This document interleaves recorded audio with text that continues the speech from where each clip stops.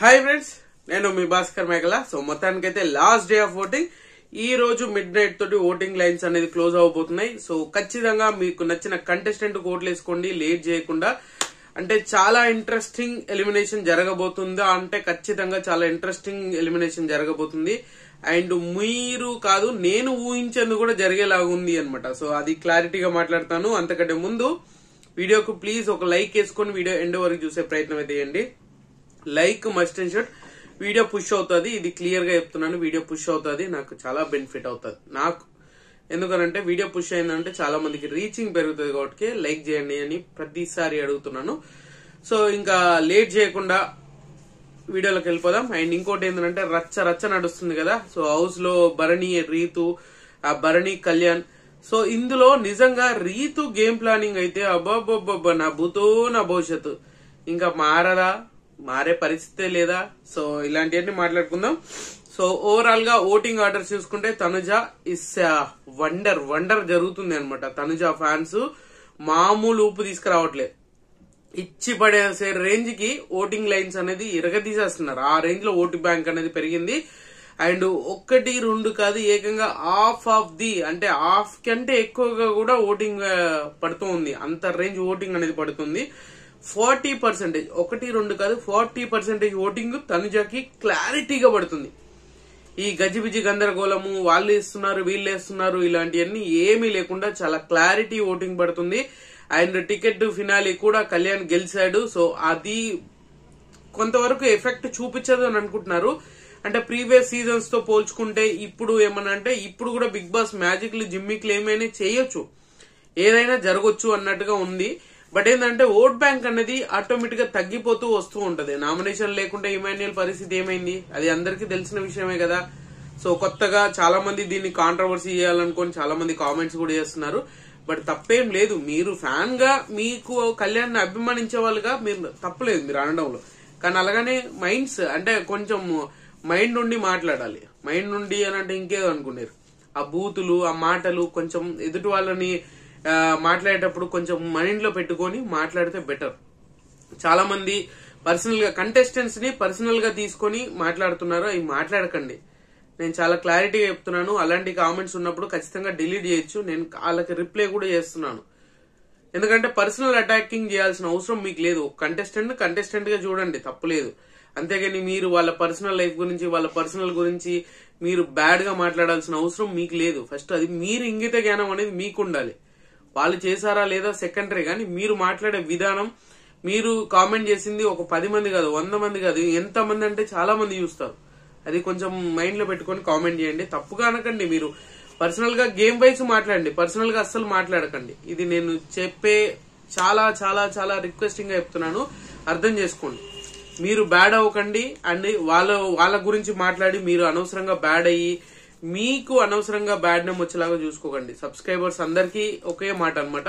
So ఖచ్చితంగా మీరు అందరూ కాదు, కొంతమంది చేస్తున్నారు. అలాంటివి చేయకండి. పర్సనల్ అటాకింగ్లు, పర్సనల్ మాటలు మాట్లాడకండి.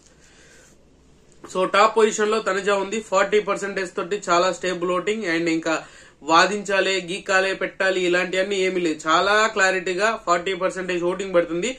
మోస్ట్లీ ఇంకా ఎక్కువనే పడుతుండొచ్చు. బట్ ఇప్పుడున్న ప్రకారంగా చూసుకుంటే, మన ఓవరాల్ క్యాలిక్యులేషన్ ప్రకారంగా చూసుకుంటే 40% తోటి టాప్ అంటే టాప్ నాచ్ లో ఉంది అనమాట. ఆ రేంజ్ ఓటింగ్ పడుతుంది. సో మామూలు రచ్చ కాదు, ఓ రేంజ్ లో రచ్చ నడుస్తుంది. అండ్ సెకండ్ పొజిషన్ వచ్చేసరికి మాత్రం సంజన ఉంది అని అనుకున్నాం కదా. సో మొత్తానికి సంజన కాస్త థర్డ్ ప్లేస్ కి వచ్చింది. సెకండ్ పొజిషన్ లో భరణి వచ్చాడు. భరణికి ఏదైతే ఈ ఎపిసోడ్ ఉందో అది బాగా వర్కౌట్ అయింది. ప్రోమో కట్టింగ్స్, ప్రోమో చూసి చాలా మంది ఎక్కువగా హ్యూజ్ ఓటింగ్ అనేది పడ్డది. అండ్ టాప్ 2 వచ్చేసరికి మాత్రం సంజన ఉండే. ఫస్ట్ నుంచి త్రూ అవుట్ వీక్ మొత్తం సంజనానే ఉండే. బట్ ఇప్పుడు చూసుకుంటే బర్నీ గారు ఉన్నాడు. లాస్ట్ డే వచ్చేసరికి బర్నీ గారు ఉన్నారు. సో చాలా మంది బర్నీ గారు బాటమ్ 2 లో ఉన్నారు, బాటమ్ లో ఉన్నారు అని చెప్తున్నారు. బట్ బర్నీ గారు ఈ వీక్ 100% సేవ్ అవుతారంటే 99.99% సేవ్ అయిపోతాడు. గుర్తుపెట్టుకోండి. సో 16 to 17% ఓటింగ్ పడుతుంది. సో ఒక 1% పెరిగింది. ఇంకా 1 కంటే బెటర్మెంట్ ఓటింగ్ అనేది పడుతుంది. 16 to 17% ఓటింగ్ పడుతుంది. చాలా క్లియర్ కట్ ఓటింగ్ అనేది పడుతుంది. బర్నీ గారు సెకండ్ పొజిషన్ లోకి వచ్చారు. అండ్ థర్డ్ పొజిషన్ వచ్చేసరికి మాత్రం మన ఎవరు సంజన ఉంది. సో సంజనాకు కూడా పెద్ద డిఫరెన్సెస్ ఏమీ లేవు అబ్బా, ఫ్యూజ్ డిఫరెన్సెస్ ఏం లేదు, ఒక 1% 0.5% ఈ మాత్రమే డిఫరెన్సెస్ ఉంది. సో సంజన గారి కాంట్రవర్సీ పాపం సంచాలకుగా చేసింది, కష్టపడి నేను చేస్తా అని ఏదో విధంగా కంటెంట్ ఇవ్వాలని చెప్పేసి చేస్తే మొత్తానికి బెడ్స్ కొట్టింది. బట్ అది కావాలని చేసింది కాదు అన్నట్టుగా కనిపిస్తుంది. బట్ ఎపిసోడ్ చూశాక మీకు క్లారిటీ వస్తుంది అనేది నా పర్సనల్ అభిప్రాయం అన్నమాట.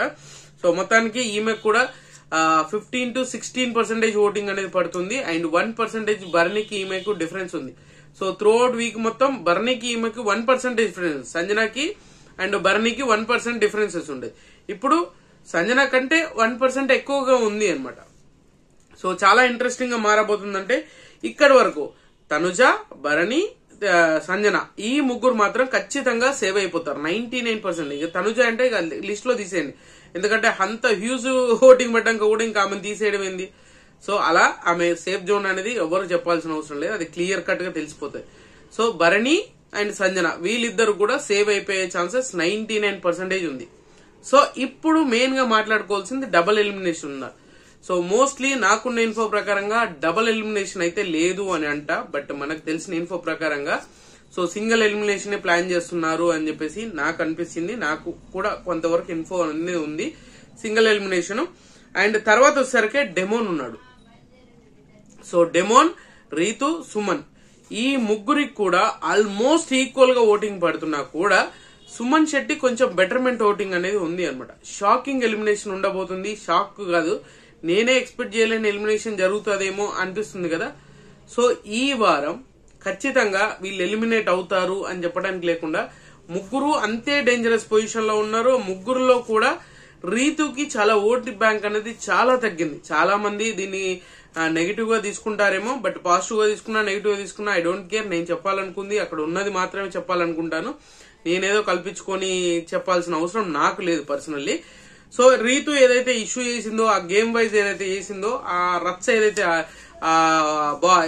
మనం ఏమంటారు ఆ టాస్క్ లో బర్నీ అండ్ రీతు టాస్క్ లో జరిగిన దాంట్లో ఆ ఒక అది దాచిపెట్టడము అండ్ ఒక రౌండ్ సర్కిల్ దాచిపెట్టడము ఇలాంటి కొన్ని చేసింది. ఈమె గేమ్ ఆడటమే ఒక డిఫరెంట్ వేలో ఆడుతుంది. ఫౌల్ గేమ్ కూడా ఎంత స్ట్రాంగ్ గా ఆడుతుంది అంటే అద్దరిపోయే రేంజ్ లో స్ట్రాంగ్ గా ఆడుతుంది.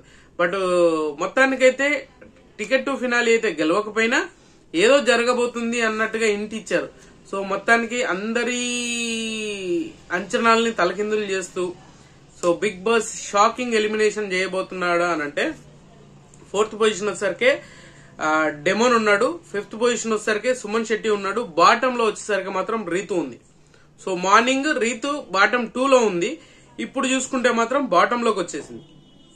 సో క్లియర్ కట్ గా 10-10-9 ఈ పర్సెంటేజ్ ఓటింగ్ ఉందంటే 4th పొజిషన్ కూడా 10% ఉంది, 5th పొజిషన్ కూడా 10% ఉంది, 6th పొజిషన్ కూడా 1% తగ్గి 9% ఉంది.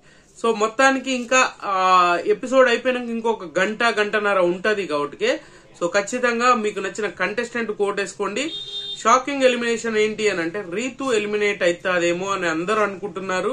బట్ ఎందుకో నాకు పవన్ ఎలిమినేషన్ మీద చాలా క్లారిటీ వస్తుంది అని చెప్తున్నాను కదా. సో మొత్తానికి పవన, రీతువా, సుమన ఈ ముగ్గురిట్లలో మీరు ఎవరు వెళ్ళిపోవాలనుకుంటున్నారు, ఎవరు వెళ్ళిపోతారు అనుకుంటున్నారు? మొత్తానికి ఈ త్రూ అవుట్ వీక్ మొత్తం చూసుకుంటే సినారియో అంతా చూసుకుంటే ఖచ్చితంగా డెమోనే వెళ్ళిపోయే ఛాన్సెస్ ఎక్కువ కనిపిస్తుంది అని నాకు అనిపిస్తుంది.